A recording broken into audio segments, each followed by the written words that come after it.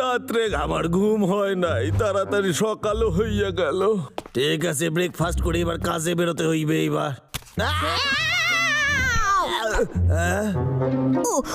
এইভাবে রাস্তাঘাটে কেউ শুয়ে থাকে নাকি? আমার পুরো ব্রেকফাস্ট তুই নষ্ট কইরা দিলি। খুব তো আনন্দ পাইছিস না? লেজে আর কোনোদিনও পা দিবি না।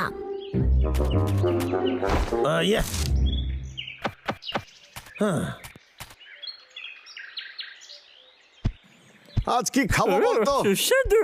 হ্যাঁ। এটা আবার কি লে? এর থেকে কি দুর্গন্ধ বেরোচ্ছে? নিশ্চয়ই এটা ওই কেটটা এখানে আমার তো রেখেছে। খুব রাগ হচ্ছে।